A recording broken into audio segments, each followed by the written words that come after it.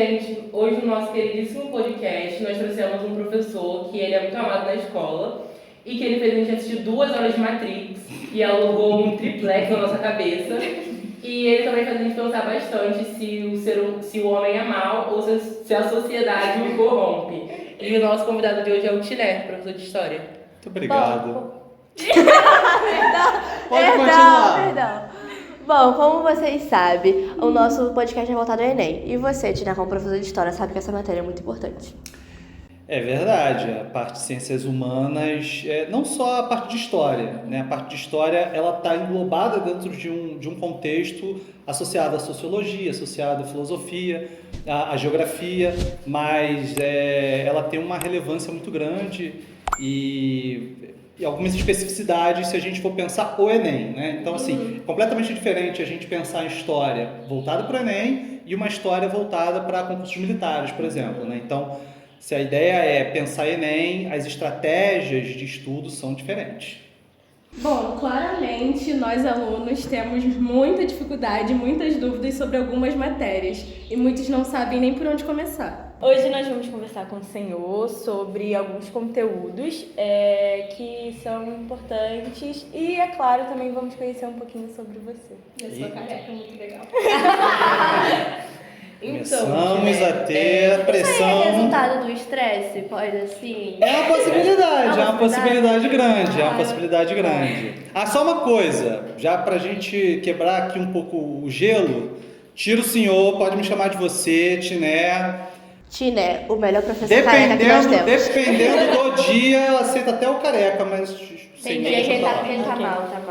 Então, Tiné, conta pra gente um pouco qual é a sua trajetória com a história e com tudo isso.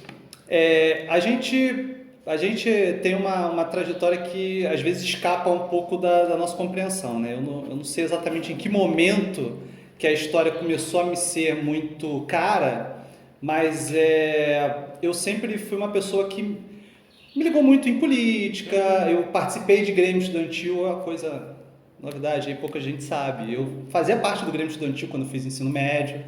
E isso foi me aproximando mais da política, do debate político, de como as coisas são feitas no âmbito político, e a história está intimamente ligada a isso. E por conta disso eu fui me aproximando mais da história. Quando eu fiz pré-vestibular, eu tinha a opção entre história e geografia. A geografia também sempre me cativou muito. Tinha um lado meu que gostava de psicologia, mas, enfim, eu acabei indo para a história por conta dessa coisa do desvendar aquilo que não é... A gente às vezes fala assim, descobrir a verdade, né? Nem sempre é a verdade, às vezes é só alguma coisa que não está sendo tão divulgado, ou que as pessoas, que a grande mídia não passa. E aí você entender os conflitos, entender o jornal, entender o cotidiano, entender por que um discurso é feito de um jeito de um presidente ou de um rei, por que ele fala daquela forma, por que um governo faz de um jeito com um país, mas tem um comportamento diferente com outro país, né? E entender isso tudo era uma coisa que era muito cara para mim. E aí isso foi me aproximando da história. Sim. Tem alguma matéria mais específica no Enem que seja de história, que seja mais complicada no Enem? Não tem uma matéria... O complicado depende de quem está estudando, né? Então, algumas matérias são mais complicadas para para outro. Para mim, história é muito fácil. Para alguns, a história é muito difícil. Né? Então, depende muito da pessoa que está estudando. Então, assim, tem gente que ama a história do Brasil, tem gente que ama a história grega, por exemplo, história antiga. Mas, assim, o Enem, ele vai, sobretudo, olhar para certos conceitos. Então, assim, você não vai encontrar no Enem... Cada vez menos a gente tem encontrado isso, uma análise mais conteudista. Então você não vai ter pergunta sobre quem liderou a revolta, você não vai ter pergunta de quando aconteceu tal coisa. Sobretudo você vai ter textos e uma leitura crítica sobre esses textos. E aí, óbvio, textos de história do Brasil. História do Brasil cai bastante, porque a gente tem que levar em conta que se a gente tem... cerca de 40% a 50% do conteúdo de história do Brasil e o restante de história geral, só que história geral a gente está falando de milhares de anos, né? Desde Grécia Antiga até hoje. A história do Brasil é 500.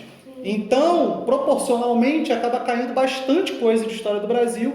Alguns assuntos são mais recorrentes, né, em história do Brasil. Então, por exemplo, as questões étnico-raciais são muito debatidas.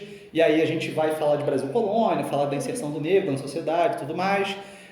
Mas essa questão de o que é mais difícil, o que é mais fácil, vai do aluno.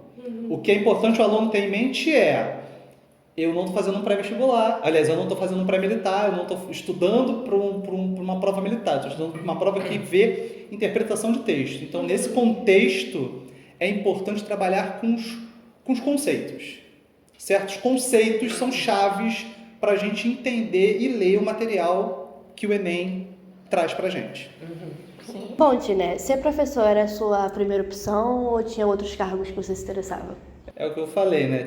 Tinha uma psicologia correndo por fora, mas sempre foram as minhas primeiras opções história e geografia. Ser professor, assim, ensinar, passar o que você aprendeu. Eu sempre gostei desse negócio. Ai, Ficar que batendo bonitinho. papo, da gente ficar vendo os alunos lá falando assim, meu Deus, então é isso. O seu sonho, né? Zoar, caraca, você não sabia. Você não sabia. Não é você não sabia, não. Em nenhum momento o professor, eu acho que, pelo menos eu falo por mim, né?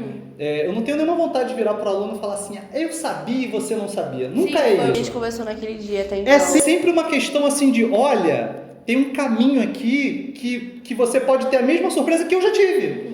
Porque em vários desses conteúdos que a gente, essa coisa do Matrix, né, de debater o que é realidade, aquilo que a gente sente é o real, o sensível é o real, então o real seria apenas impulsos elétricos chegando no nosso cérebro, né? Então esse debate todo é meio que me ver, porque em algum momento eu cheguei e falei assim, gente, é verdade, mas olha só. Então assim, de certa forma, é trazer a mesma felicidade, impressão assim de, nossa, eu estou conseguindo entender uma coisa mais complexa, eu vou trazer isso para vocês. Então, isso me traz felicidade, não o aluno não sabia, até porque todo mundo tem alguma coisa que não sabe, né? Exatamente. Imagina eu em física.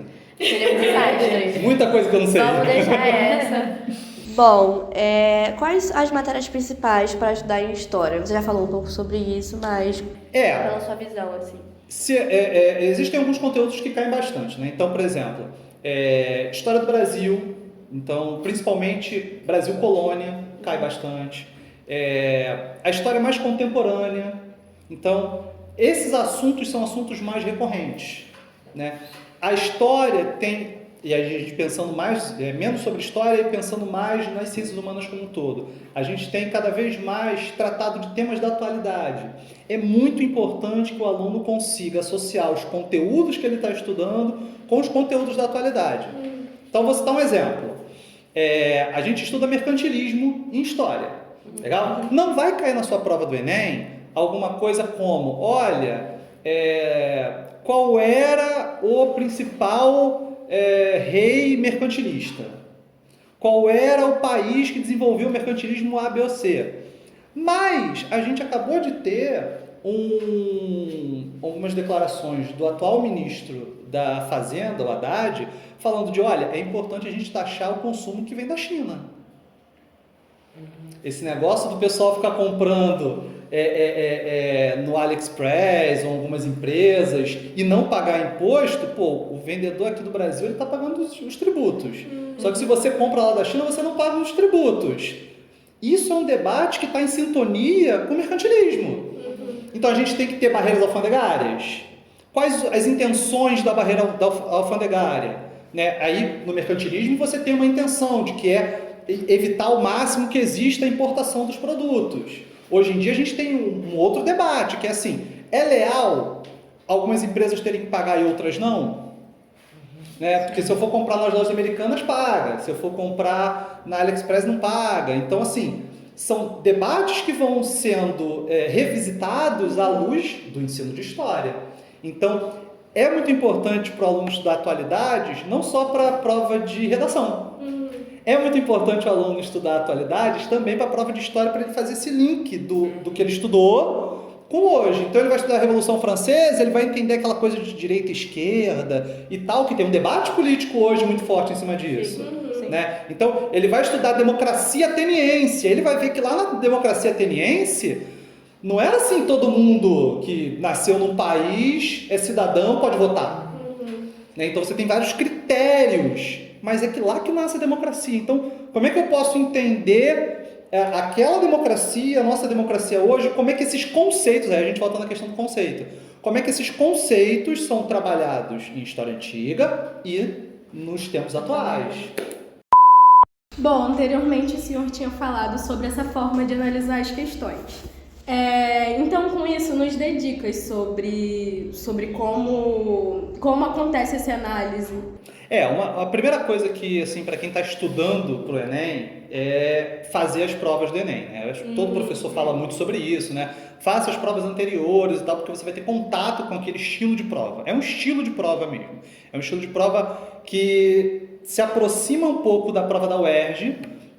A gente começa a ver esse estilo surgindo com o primeiro exame de qualificação da UERJ, pelo menos no Rio de Janeiro, mas ele se consolida muito mais com o Enem. O Enem ele avança nesse âmbito de você focar na interpretação de texto e na utilização de conceitos para a leitura daquele texto. E aí você tem várias técnicas, né? Uma coisa que o pessoal gosta de fazer, alguns professores até indicam, é você primeiro usar a leitura do enunciado da questão. Então você tem um comando, às vezes você tem 1 ou 2 textos, e você tem um comando de questão onde ele vai te pedir alguma coisa.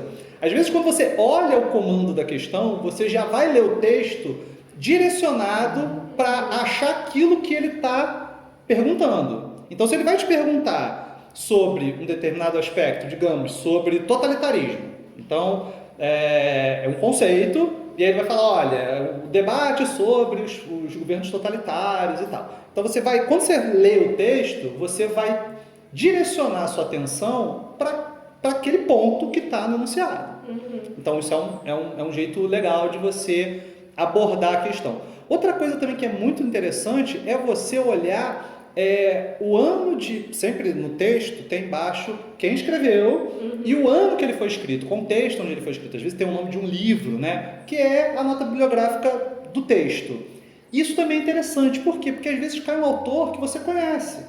Cai um texto do Maquiavel, e você, não é Maquiavel eu estudei. Né? Então, se você estudou, você já vai ler sabendo, poxa, eu me lembro dos debates, eu me lembro que as ideias centrais deles são essas assim, assim, assim. Ou senão vai cair um texto sobre liberalismo, um autor liberal, né? Um Adam Smith. Então, eu lembro.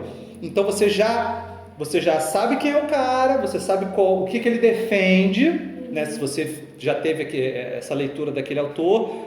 O período pode te ajudar também. Então, qual é o ano de produção daquele texto? Ou, por exemplo, o nome do livro. Às vezes, no nome do livro está muito claramente o assunto tratado. Você lê o comando da questão. E aí, quando você vai para o texto, você já vai sabendo o que você está procurando. Você não lê um texto aleatoriamente, né? E aí fica mais fácil e, acima de tudo, pode ser mais rápido. Isso também é importante. Porque a gente está falando de uma prova extensa, de uma prova longa e que acaba sendo muito cansativa. Então, estabelecer técnicas para você abordar o texto rapidamente e chegar à conclusão rapidamente é sempre bom. Por quê? Porque vai ter aquela questão mais difícil lá no final e aí essa você vai ter que gastar tempo. Você não pode gastar tempo com aquela questão que você elimina rápido. Né? Então, essas são algumas técnicas. Eu lembro que no ano passado, no primeiro ano, né, a gente tinha que fazer avaliações diagnósticas, os famosos provantes. E que eu gastei, mó tempão lendo um textão, sendo que no enunciado, só lendo as opções eu conseguiria responder a questão sem nem precisar ler o texto. Exatamente. Às vezes o texto, ele te ajuda a se situar, mas a questão é simples. Então, já no comando da questão, já no enunciadozinho lá, perto das opções, você já entende o que ele quer, você já sabe, tem muita confiança, aí você lê por desencargo de consciência, entendi, vou marcar essa opção. E você ganha tempo, é isso. Então, Tiné, conta pra gente qual faculdade você cursou e como fez. Cursou não, né? Que você entrou na faculdade.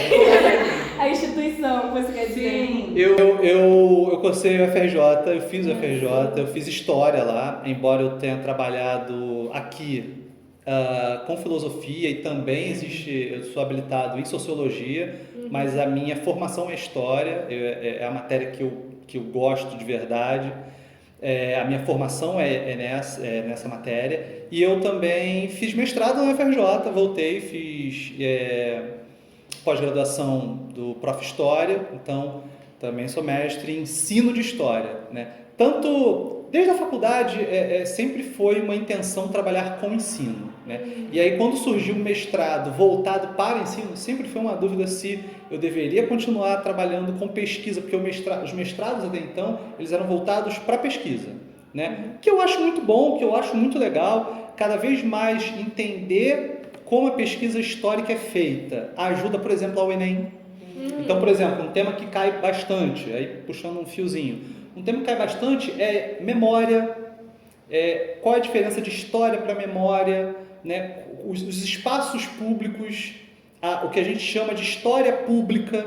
Isso é um debate mais teórico de história, não é um debate tão relacionado aos eventos, né, que geralmente, tradicionalmente, são estudados. Então, esse debate sobre história e memória é um debate que se aproxima mais da produção historiográfica, da pesquisa.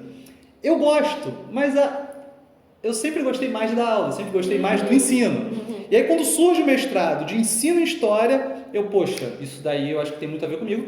Fiz o mestrado, concluí, fazem 2 para 3 anos, e tá bom.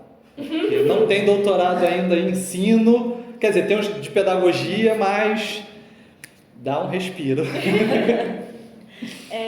Então, Tiné, alguns dias atrás a gente botou uma caixinha de perguntas no Instagram e a gente separou umas pra você, então vamos lá, a primeira. Vamos às perguntas. Tem perguntas meio caóticas, tá? Que a gente ficou Eu imagino. Umas meio fora. Imagina as perguntas, saíram vocês, andaram perguntando cada coisa. Não foi nem a gente. Não foi nem Não, eles ali, ó. Bom, o que você acha que foi mais relevante nos últimos tempos para a formação socioeducacional dos brasileiros? Grande essa. Bem complexa. A educação no Brasil, ela tem idas e vindas, né? Então, assim, a gente tem que entender que a educação, ela tem a ver com um projeto que o governo do momento está implementando, né? Então, por exemplo, quando a gente fala, o método Paulo Freire, né? O método Paulo Freire contaminou, existe muito alguns que citam isso como um problema da educação. O Paulo Freire foi um pesquisador, um professor, que trabalhou com alfabetização de jovens e adultos. Ele tinha um método. E ele vai desenvolver isso quando? Nos anos 70. Só que nos anos 70, o que a gente tem no Brasil como governo? A ditadura militar.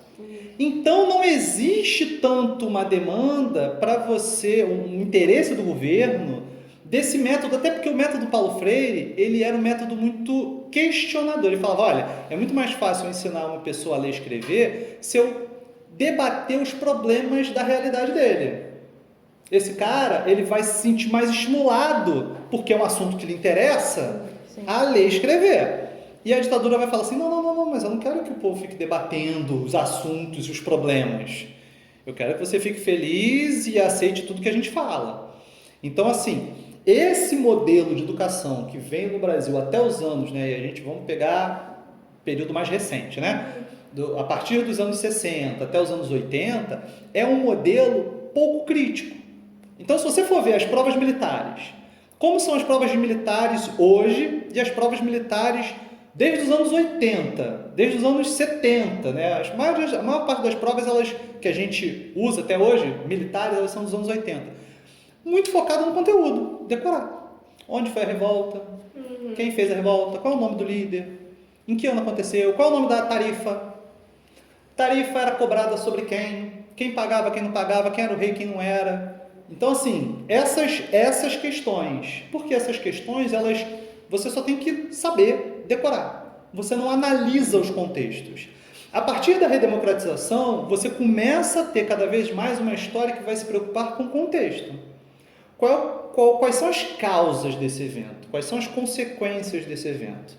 Isso, a partir dos anos 90, você já começa a ter um ensino de história e, principalmente, os vestibulares, porque, no final das contas, o vestibular ele tem uma força muito grande no ensino médio, porque ele impõe ao ensino médio aquilo que tem que ser estudado.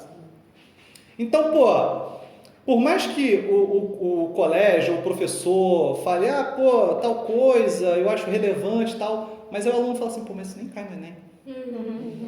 Então o Enem ele meio que impõe um conteúdo para o ensino médio, querendo ou não. Porque se torna mais relevante ao aluno. Por exemplo, nos colégios particulares, tem muito colégio que faz divulgação falando, olha, nós aprovamos tantos alunos na faculdade. Ué, por que o professor vai ensinar um assunto que não cai no Enem se o meu foco é fazer comercial falando que eu aprovei na faculdade? Exatamente. Correto? Muitos de nós alunos, eu falo por mim mesmo, eu procuro, estudar nas matérias, exemplo, eu vou ver o que cai no Enem. Aí eu vou procurar, geografia, o que cai no Enem em geografia. Exato. Então, vai tudo ligando os pontos. Aí quando isso acaba não ocorrendo, os alunos ficam assim, meu Deus, não cai. O que ele tá falando? Tá maluco? Exatamente. Então essas provas, elas acabam moldando um pouco o ensino médio. E aí, a partir dos anos 90, você começa a ter uma história mais preocupada com causas, consequências e tudo mais. E, sobretudo, a partir do ano 2000 para cá, anos 2010, assim, você começa a ter um foco muito grande em leitura e interpretação de textos históricos. Então, assim, é importante que você domine um conceito para ler aquele conteúdo, para ler as intenções, o que está dito e o que não está dito. Porque o não dito também é uma coisa importante. Então, assim, essa complexidade, exato, é isso que o Enem está cada dia mais buscando isso. Olha só, quando eu escolho falar de A e não cito B, indiretamente eu estou dizendo, olha só, isso daqui não é importante, isso daqui não é relevante, deixa isso para lá. Então, é uma mensagem indireta. Óbvio, depende do contexto de cada questão. Mas, assim, a leitura, ela tem que ser para além de simplesmente você conseguir saber o significado das palavras. Você tem que entender a intenção do texto. E trabalhar com os conceitos. Conceitos, por exemplo, de hegemonia, conceitos relacionados às nossas questões raciais. Então, o que é o racismo estrutural? Isso é uma questão conceitual. Entender isso e ler os textos articulando com esses conceitos é fundamental para o vestibular hoje em dia. Não só de história, também de sociologia e filosofia. Tina, qual é a sensação de estar sendo entrevistado pelo melhor podcast do mundo? O melhor e o único. O melhor e o único podcast do mundo. Já é o melhor por ser o primeiro. Exatamente. E se mantém como melhor sendo o único. E sendo da 2001 também, melhor. Eu jamais discordaria, principalmente na presença de todos da 2001. Sim. Não, eu acho ótimo o fato de que vocês poderiam falar de podcast, debater assuntos que não estariam relacionados à educação, e a escolha de trabalhar o Enem, trabalhar questões relacionadas à educação. Então, assim, não usar o podcast como um momento de diversão, mas entender que, olha, se a gente está no colégio, não dá pra gente ficar gastando tempo com outras questões que não sejam as fundamentais do colégio, né? A nossa formação. E aí, como a grande parte do colégio foca no Enem, pensar em podcast com o Enem, eu acho que foi uma ideia ótima, fantástica. Tirel, você falou... Quem teve essa ideia? Então, vamos deixar assim. Eu lembro que a gente estava discutindo sobre a questão do novo ensino médio e das grades. Porque, por exemplo, o português tínhamos 4 tempos, agora temos 3. Matemática, a mesma coisa. Não temos mais filosofia, enfim, esse tipo de assunto. Então, com a Ramila, chegamos à conclusão de que seria um bom tema. Eu acho fantástico isso, né? Poder usar essas disciplinas que, de certa forma, acabam tirando um pouco dessa formação mais voltada para o vestibular, para o ensino superior, né? Para quem quer ir para o ensino superior, e, de certa forma, trazer essas matérias de volta. Né? Então, isso daqui eu acho fantástico o Sim, a programa de gente vocês. explicou isso no nosso piloto, a gente se apresentando, como surgiu, que a gente ganhou a eletiva de mídias digitais, né? Se não me engano. Aí foi geral, vamos fazer um podcast. Podcast de quê? Aí foi a gente nessa conclusão toda. E Tinel, você falou um pouco pra gente sobre que você queria cursar também geografia e psicologia. Aí eu achei meio perigoso essa parte de você querer ser psicólogo. Eu acho que você iria. Podia ser séria, isso não ia pra frente não, sabe? Brincadeira. Você é um ótimo... Você acha que eu não ia melhorar muito meus Não, é porque, pacientes? tipo assim, acho que você deixaria os pacientes mais depressivos. Vocês estão sempre rindo da minha aula, como é que eu deixo vocês Porque depressivos? essas palavras, assim, que poderia deixar a gente pra baixo, a gente usa como modo de alegria. Então pronto, Mas, enfim, por que você decidiu, tipo assim, a história, tipo assim, por quê? Eu já dei aula de geografia. Meu Deus. Não no estado, em colégios particulares. Uma geografia mais específica, que é uma geografia que eu consigo me relacionar melhor, que é uma geografia mais humana. Então, assim, o que é a geografia humana? É a geografia ligada à política, né? Ligado a questões das relações entre as pessoas, o imigrante, o cidadão, enfim. A questão etária, por exemplo. A geografia mais física, que a gente vai trabalhar relevo e tudo mais, é uma geografia que não é muito a minha área. Então, assim, é uma coisa que me interessa. Inclusive, no meu mestrado, eu trabalhei com o ensino de história com cartografia. Né? Então, tem a ver com geografia e um lado da geografia, que é a cartografia, que muita gente às vezes pensa assim, a cartografia é muito técnico, né? Então é uma coisa assim que não tem uma leitura, ou está certo ou está errado, né? Não tem um mapa que você pode falar, esse mapa aqui ele tá inclinado para dizer algumas mentiras. Na verdade tem como você deixar um mapa mais com viés meio para dizer aquilo que aquela pessoa que fez o mapa quer falar, né? Então, eu gosto muito de geografia, mas a coisa da história, ela tem umas possibilidades de uso assim que me cativam. Por exemplo, outra coisa também que pouca gente sabe. Na graduação, na minha faculdade, eu estudei o cristianismo do século I e II. Então, assim, basicamente, é um ramo de pesquisa que a gente chama de Jesus histórico. É verdade. É verdade. Então, o que a gente estudava? A gente estudava no meu caso, algumas pessoas não, estudavam o movimento de Jesus e como a história analisa aquele momento ali, aquele movimento. Eu estudava mais as comunidades que surgiram daí. Né? Então, como eram os primeiros cristãos? Né? E aí você usa textos bíblicos, por exemplo, para estudar história. Né? Então, mas não é teologia? Não, é história. É o mesmo olhar que a gente tem, que a gente fala aqui, olha, você tem que saber ler um texto de forma crítica, o texto do vestibular. A gente vai usar o mesmo critério para analisar textos bíblicos, né? Que são textos religiosos. Poderiam ser textos budistas, muçulmanos, não seria o mesmo critério, só que usando com textos bíblicos, que pouca gente às vezes tem contato com esse tipo de produção historiográfica. Geralmente quando fala de religião, fala do pastor, fala do padre, mas não fala do historiador. E tem também história sobre cristianismo, sobre Jesus. Que interessante. Então, professor, quanto tempo mais ou menos a gente deve separar para fazer cada questão no Enem, uma média assim? Eu acho que é interessante a gente pensar do ponto de vista da pessoa, né? Então, o estudante ele é mais de humanas, ele é mais de exatas, né? Então, obviamente, se você é um estudante de humanas, você vai conseguir passar pelas questões de humanas um pouco mais rápido. Por isso que é interessante você fazer simulados. Então, pegar uma prova inteira que você não conhece, legal? E para tudo, fecha no quarto, simula. Né? Então, você vai ali naquele momento, prova são 4 horas, você vai fazer 4 horas naquela prova, e aí você vai ver, olha, eu consigo ter um desempenho mais veloz em história, ou se é um estudante que entende melhor de exatas, eu consigo ser mais rápido, então eu vou deixar mais tempo para redação. que eu tenho que pensar mais. Mas tem aluno que não, tem aluno que para escrever é muito fácil. Ele faz assim a redação, mas na hora de fazer uma conta, uma regra de 3 é complicado. Então, ele tem que ter uma noção de que não existe uma regra para todo mundo. Não é uma receita de bolo, você tem que se entender. Entender qual é o seu perfil. Né? Quanto tempo eu posso gastar em cada questão de cada... até a ordem também. A gente sempre estimula a fazer o quê? Começa pela mais fácil.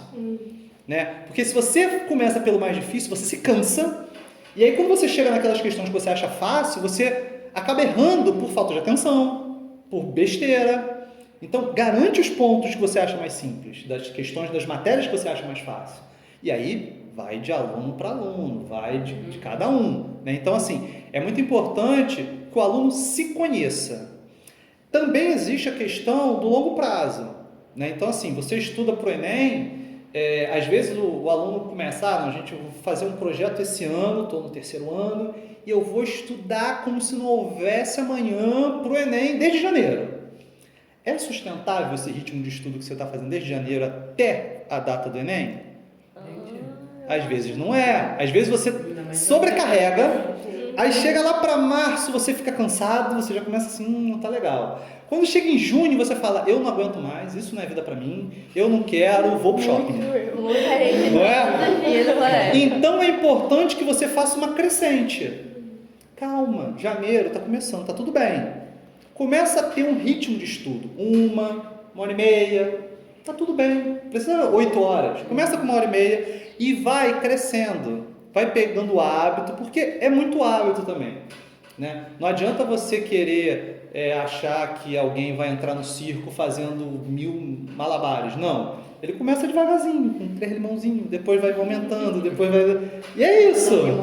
Depois está pulando em cima do leão, é isso. Vai devagar e vai numa crescente. Na academia é a mesma coisa. Se o cara tentar levantar 100 quilos na primeira vez, ele vai arrumar uma lesão. Não vai acontecer.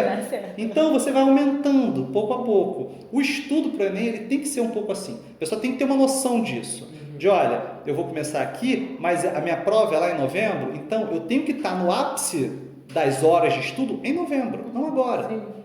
Então começa e vai aumentando pouco a pouco. Aí você vai se habituando. Na medida em que você vai se habituando, a sua concentração já começa a ser melhor.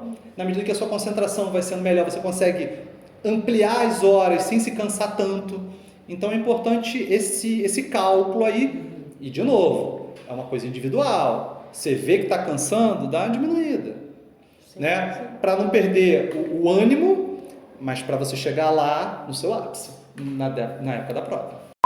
Então, gente, esse foi o nosso podcast. Espero que vocês tenham gostado do nosso convidado. Sigam a gente nas redes sociais, deixem um like e comentem o feedback de vocês. Até o próximo episódio. Tchau! Se vocês não botarem um filtro, que eu vou ficar com cara de galã de Hollywood, eu quero vou uma ficar aguinha. chateado.